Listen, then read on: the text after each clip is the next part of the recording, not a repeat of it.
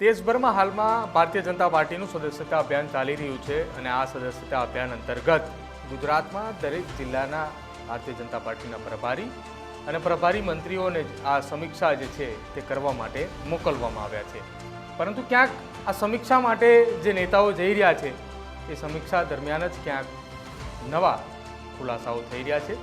બીજી તરફ સમીક્ષા માટે જ્યારે ત્યાં પહોંચે છે ત્યારે કોર્પોરેટર હોય, ધારાસભ્ય હોય અથવા કોઈ કાર્યકર હોય કે જે સંગઠનના હોદ્દા ઉપર હોય છે, આ તમામ લોકો ગેરહાજર રહેતા હોય છે. તેવામાં રાજકોટ જિલ્લાની અંદર હવે પ્રભારી દ્વારા ખુલાસાઓ માંગવામાં આવ્યા છે. નમસ્કાર, આપ જોઈ રહ્યા છો ન્યૂઝરૂમ ને આપની સાથે હું છું પ્રદીપ. ગુજરાતની અંદર સદસ્યતા અભિયાનનો ક્યાંક ફિયાસ્કો થતો હોય તેવું લાગી રહ્યું છે. તેવામાં આ તમામ ફિયાસ્કાની વચ્ચે ગુજરાત પ્રદેશ અધ્યક્ષ સી આર પાટીલ દ્વારા તમામ પ્રભારીઓને જિલ્લા પ્રમાણે મુલાકાત લેવાનું કહ્યું છે અને વધુમાં વધુ ભારતીય જનતા પાર્ટીના સદસ્યો તો બને એ માટેના પ્રયત્નો હાથ ધરવામાં આવેલા છે. અને આ પ્રયત્ન થકી પ્રભારીઓ દ્વારા તમામ જિલ્લાની અંદર મુલાકાત લેવામાં આવી રહી છે.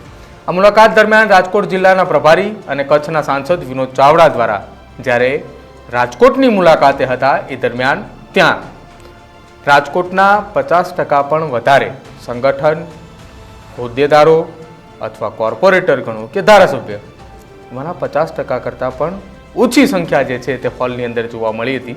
આ ઓછી સંખ્યાના કારણે વિનોદ ચાવડા દ્વારા રાજકોટ જિલ્લા પ્રમુખ પાસે ખુલાસો પણ માગ્યો છે અને તેમને કહ્યું છે કે આગામી દિવસોની અંદર તમે મને ખુલાસો આપો કે આ સંખ્યા કેમ આટલી ઓછી જોવા મળી રહી છે.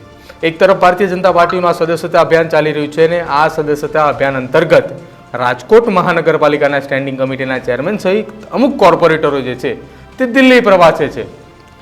જો સદસ્યતા અભિયાન ચાલી રહ્યું હોય અને એ દરમિયાન જ જો કોઈ કોર્પોરેટર અથવા કોઈ ધારાસભ્ય કોઈ જગ્યાનો પ્રવાસ ખેડે છે તો સદસ્યતા અભિયાન કેવી રીતે પૂર્ણ થાય? દરેક વ્યક્તિને એક ટાર્ગેટ આપવામાં આવ્યો છે ને તે ટાર્ગેટ પૂરો કરવા માટે એ વ્યક્તિઓ ધમપછાડા કરી રહ્યા છે. આપણે અનેક વખત એવા દ્રશ્યો પણ જોયા છે કે કોઈ હોસ્પિટલની અંદર જઈને સદસ્યતા બનાવે છે તો કોઈ ઘરે ઘરે જઈને બનાવે છે. ક્યાંક એવા પણ દ્રશ્યો સામે આવ્યા હતા કે મહાનગરપાલિકાના કર્મચારીઓ પાસે સદસ્યતા અભિયાનની પૂર્ણ કામગીરી જે છે તે કરાવવામાં આવે છે. હવે આ તમામની વચ્ચે રાજકોટની અંદર આ આખો કાર્યક્રમ હતો અને આ કાર્યક્રમની અંદર આટલા કોર્પોરેટરો જે છે તે ગેરહાજર રહ્યા હતા. અડધો હળદ કોર્પોરેટર રાજકોટના ભાજપના જે કોર્પોરેટરો હતા તે ગેરહાજર હતા અને હવે સાંસદ વિનોદ ચાવડા દ્વારા એવું કહેવામાં આવ્યું છે કે આ તમામ લોકો જે ગેરહાજર હતા તેનો ખુલાસો માગવામાં આવે, કયા કારણોસર હતા. આ તમામની વચ્ચે જો વાત કરવામાં આવે તો આ રાજકોટ શહેરમાં સૌથી વધારે સભ્ય કેબિનેટ મંત્રી ભાનુબેન બાબરિયા અને ત્યારબાદ બીજા નંબર ઉપર રાજકોટ પૂર્વના ધારાસભ્ય ઉદય કાનગડ દ્વારા બનાવવામાં આવ્યા છે. તો અન્ય કોર્પોરેટરો શું કરે છે, સંગઠનના વ્યક્તિઓ શું કરે છે, આ તમામને લઈને સાંસદ વિનોદ ચાવડા ત્યાં પહોંચ્યા હતા અને ત્યાં તમામની મિટિંગ લઈ રહ્યા હતા. પરંતુ આ મિટિંગ જ્યારે ચાલુ હતી એ દરમિયાન ટાર્ગેટ કેટલાક કોર્પોરેટરો અને કેટલાક સંગઠનના હોદ્દેદારો જે છે તે પૂરો ન કરી શક્યા, જેને લઈને આ મિટિંગનું આયોજન કરવામાં આવ્યું હતું. પરંતુ જ્યારે જે કોર્પોરેટરો હોય અથવા કોઈ સંગઠનના હોદ્દેદારો હોય એ ટાર્ગેટ પૂરો નથી કરી શક્યા, એની બીકમાં એ તમામ લોકો ત્યાં મિટિંગની અંદર પણ નહોતા પહોંચ્યા. હવે જોવાનું રહેશે કે ભારતીય જનતા પાર્ટીનું સદસ્યતા અભિયાન જે છે કે જેના અધ્યક્ષ સી આર પાટીલ દ્વારા એવું કહેવામાં આવ્યું છે કે 2 કરોડ જેટલા સદસ્યતા આ વખતે આપણે બનાવી છે અને એ લક્ષ્યાંક પાર પાડવા માટે નક્કી કરવામાં આવ્યો તો પહેલેથી એક ટાર્ગેટ કે સંગઠનના આ પદ ઉપર કોઈ વ્યક્તિ હોય તો એને આટલા સભ્યો બનાવવાના છે. કોઈ કોર્પોરેટર હોય, કોઈ પૂર્વ ધારાસભ્ય હોય, કોઈ ધારાસભ્ય ચાલુ હોય, કોઈ સાંસદ હોય કે કોઈ પૂર્વ સાંસદ હોય, આ તમામ જે લોકો છે તેમને એક ટાર્ગેટ આપવામાં આવ્યો હતો કે 500, 1000, 1500, 2000 અને 2500 સુધીનો ટાર્ગેટ નક્કી કરવામાં આવ્યો હતો કે આટલા સભ્યો તો તમારે બનાવવાના જ છે. પરંતુ એ સભ્ય નથી બન્યા.